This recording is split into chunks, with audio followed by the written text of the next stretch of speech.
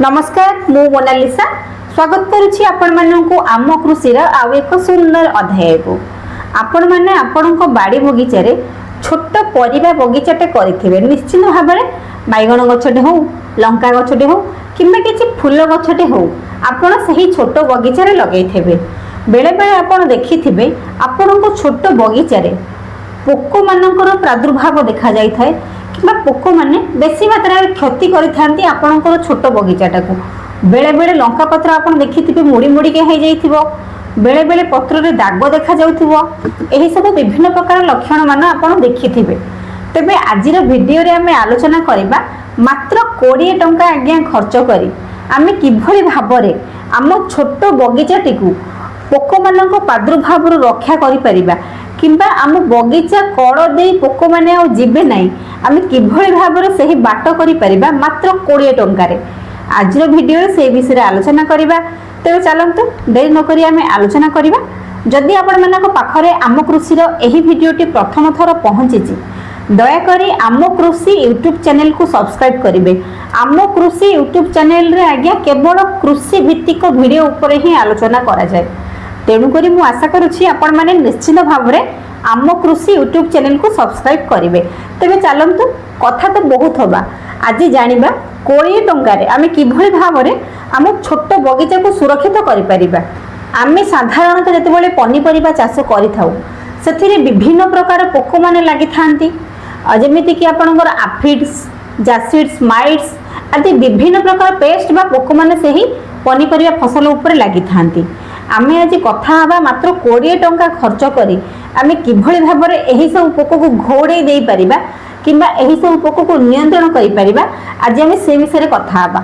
20 टंकार कोन रही से चमत्कारी औषध आपण जानिया पई हेले आपण को आम कृषि यूट्यूब चैनल को सब्सक्राइब करिया पई पड़िबो।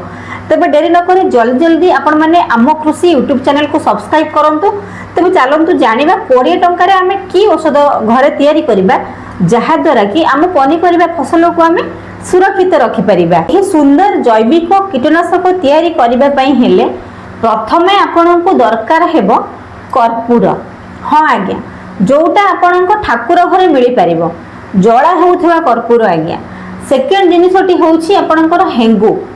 जदि आमे 1 लिटर पानी रे 2टी कर्पूर आज्ञा गुंड करिके सेई पानी रे आज्ञा रखिबा तापरे हेंगु चिमुटाई माने 1 स्पून रे हाफ हेंगु चिमुटाई आमे सही 1 लिटर पानी रे कर्पूर सहित हेंगु मध्य सेथिरे ऐड करिबा एवं गोटाई राती ताकु भल भाबे प्रथमे मिक्स कर देबे एवं गोटाई राती ताकु कवर करके रखि देबे। ता पर सखाळु आपण को छोट परिबा बगीचा रे एटा को आगे स्प्रे करंतु। निश्चित भाव में आपण को गछर जो एफिड्स लागुची, जो माइट्स लागुचंती, जो उकुणिया पोक आज्ञा होउची निश्चित भाव में सही सब पोक माने दूर ही जिबे आज्ञा नियंत्रण रे रहिबे एवं बाकी जो पोक माने आम गछ को अटैक करिया पई आसीबे से माने आम गछ पाख मध्य माडिबे नाही।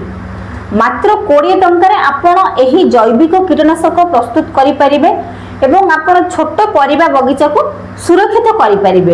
एही छोट वीडियोटी निश्चित भाव में आपण मानकु भल लागि थिबो।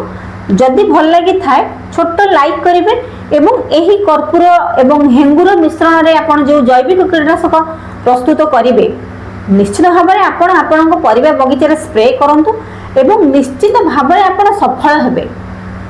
रहिली नमस्कार मु मोनालिसा। देखा हबो आपण मानक सहित आम कृषि आउ एक सुंदर वीडियो रे।